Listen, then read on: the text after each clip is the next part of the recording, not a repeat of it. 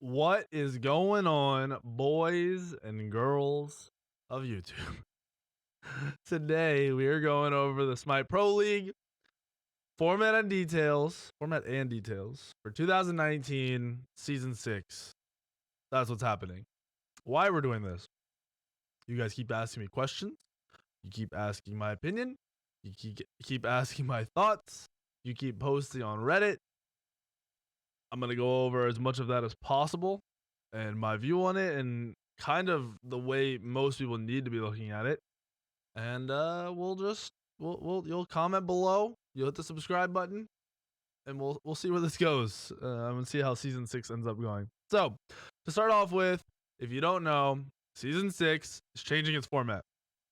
It's dropping down to 10 teams with no regions, meaning there will be no NA, EU, none of that shit. It's not going to happen. It'll be 10 teams that will all play on LAN, meaning they will play in Atlanta at high reses or Titans, whatever the fuck they're going by right now, at their facility they built for LANs. They can host like 3 or 4 LANs at the same time. They have enough room for all that. So Paladins and everything else can come in still. But Smite is going to be played. Smite SPL, Smite PC Pro League.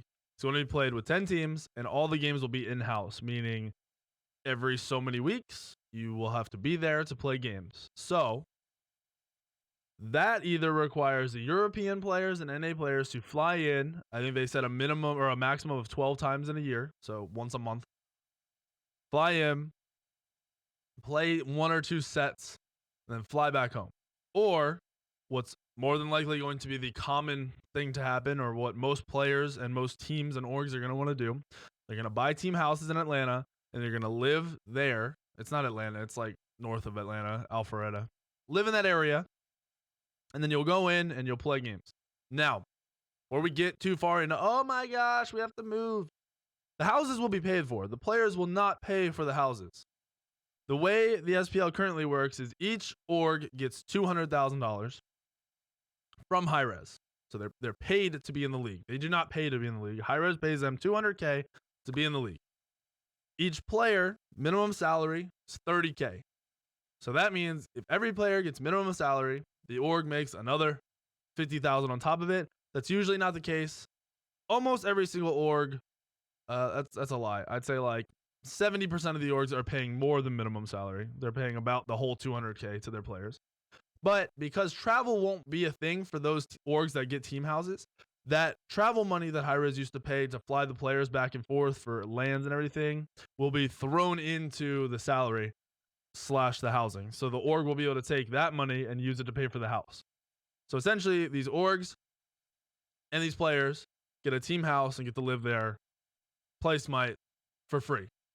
Now, the better orgs, in my mind, will also pay for the food in the house. Obviously, they won't pay for the players to go get fucking Chipotle and Chick-fil-A every day, but they'll pay to have food and drinks in the house. Pretty common thing for top tier orgs. So essentially, that stuff will be mostly paid for.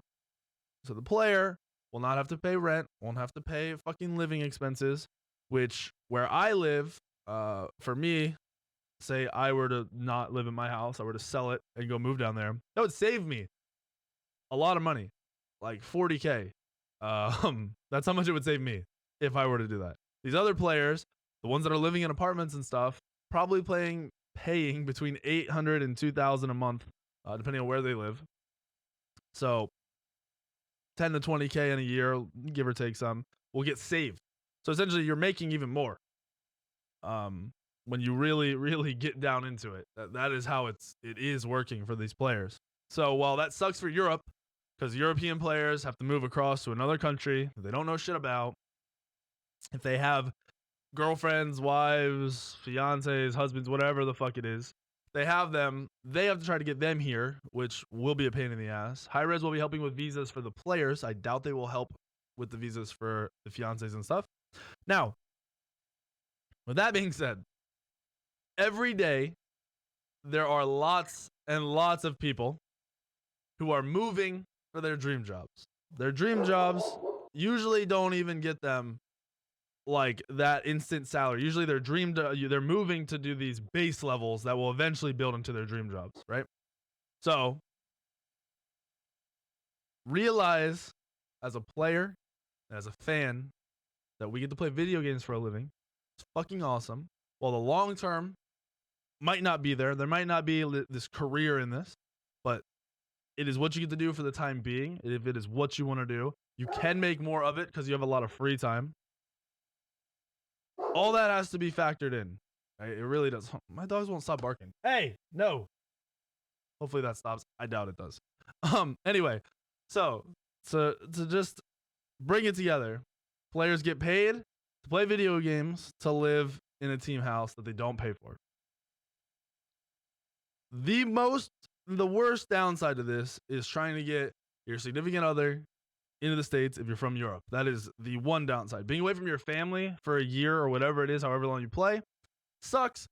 But people go to school and stay away from their family longer than that. People do study abroad things where they're gone for 6-7 months and barely talk to their families. This is a common thing. So that's not really something you get to complain about in my eyes. Sure, it's inconvenient, but if this is what you want to do, if this is your passion, those things aren't factors that will stop you. They're obviously things you think about. They're not things that will stop you as a player or as a person if this is what you want to do. Now, also just to bring back, 30K isn't enough for players to move, blah, blah, blah. Remember, not paying for housing.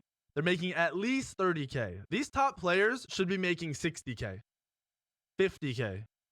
That's how much they should be making. On top of that, we scrim, most teams scrim for like 4 hours a day, 5-6 days a week.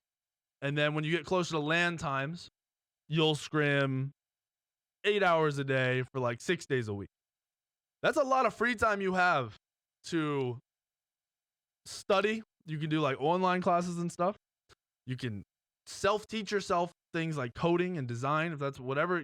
Find a fucking hobby or a passion that is outside of Smite. You can have Smite as a passion, have other passions, and build on that shit. You can stream, you can do YouTube, you can pick up another career and start working towards that career. Like, you have a lot of options. Smite is not a fucking 24-hour pro Smite is not 24 hours. If I am able to stream for 6 hours a day, scrim, compete, play, do YouTube, keep up with Twitter, have sponsors outside of my org, every single player can do a quarter of that. Like, you have the time to do these things outside of it. Players obviously, in my eyes, had it very easy for the last 5 years. It was pretty much free money if you were a good player. Obviously, you had to put in some work, but it was pretty much free money if you were a good enough player. It seems like now players are being asked to actually, do something, and it's bugging them. And I personally don't think that's fair to Hi-Rez, because while Hi-Rez has done lots of things wrong, they've done a shit ton right, and they've set up a lot of potential and a lot of opportunities for, 80 of us? 80 players or some shit like that? That's insane. Like, 80 people they changed the lives of, and players don't want to just tweak it to help out. And now we're going to get into this. Why do we need to play on LAN? Smite has seen no growth. Season 1 and 2, Season 1 was pretty big. Like, it wasn't crazy. Average viewership for LAN or for online games is like 15 to 20K. The Worlds hit like 100K, but Hi-Rez had promoted it. It was on front page. It had a lot of more stuff added to it, right? That you have to take that into consideration, because it's not necessarily a real viewership. It's like forced viewership. It's like paid promotion, right? Which is good, but you can't take that into consideration every other season. Season 2, slightly lower, but still pretty good. I think it was between 15 and 20K for online. And then these are viewers per games. And then the Worlds had like 80K, I think. Maybe it peaked at 100K. I don't think it did. Over the next few years, season 3, season 4, it went down. Those were bad seasons, kind of to be expected. And then this year, we're on Mixer and people are freaking out. Viewership during the online thing was like 8 to 10K for Twitch. It was like 4 to 5K for Mixer. Those are like good days for online games. And then YouTube had like 1K, 2K. So the viewership was still there. It wasn't bad at all. Like, that's not bad. People are freaking out because of Mixer. It's not that bad. Oh, sorry. That's not online for Twitch and whatever. Online matches for Mixer were like 5 to 10K, sometimes 12 for the good games. Now, when you get to the LANs, that's what I meant. When you get to the LANs, and LAN games can be streamed on Twitch, Mixer, and YouTube. the viewership was higher because YouTube was pulling 2K, Twitch was pulling 10K, Mixer was pulling 5 to 10K.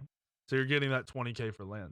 For Worlds, I added it up during the peak games, and we were looking at 50 to 70K viewership for Worlds. That's pretty fucking good, considering all the negative that was placed on high res, even though it wasn't that bad. And that's 50 to 70K without the promotion, without front page of everything. They might have been front page of Mixer, but not front page of Twitch, not insane promotion. There wasn't this huge prize pool behind it like in season 1 and even season 2. I don't even think they mentioned what the prize pool was. It was somewhere around $1 million if you added Xbox and PC together. Like it wasn't that 2.5 million winners get $1 million type shit. It was still good. Like it's awesome money. Don't get me wrong, but that also adds to the reason to watch. If I hear CSGO is having a fucking $1 billion tournament, I'm probably gonna watch it. I like CSGO, but I don't watch it regularly. I barely ever watch it. Tell me fucking let's say NBA 2K is having $1 billion, that's a $100 million tournament.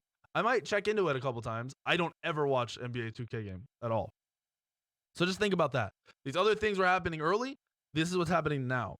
Now, the reason they're going into a LAN setting is because if they continue on that path, it's not bad. Their viewership and stuff is not bad, but it's not increasing. For something to sustain itself, you want to try to make it better, right? The reason they want to do it in LAN is because they have more control over a lot of things. They have more control over content. They have control over like you can see the players, you can physically see them. They'll have cameras for that shit. They'll be able to really do everything truly in-house, interviews. You'll just be able to build more and feel more in a basketball game or I don't even know if they do this in the NFL. I don't think they do. But say in basketball game, at halftime they'll interview the coach, or at the end of the game they'll interview like the top players of the game and have like 10 questions for them real quick, not even 5 questions for them real quick. That stuff is small, but it builds up and it creates interaction with the players and the viewers that you don't realize, and it builds a relationship. Having that makes people want to watch more. Having people watch more means increased viewership. The potential is there for more viewership, more control, better content, for it to look better and feel better. At the cost of the players moving, but not having to pay for housing.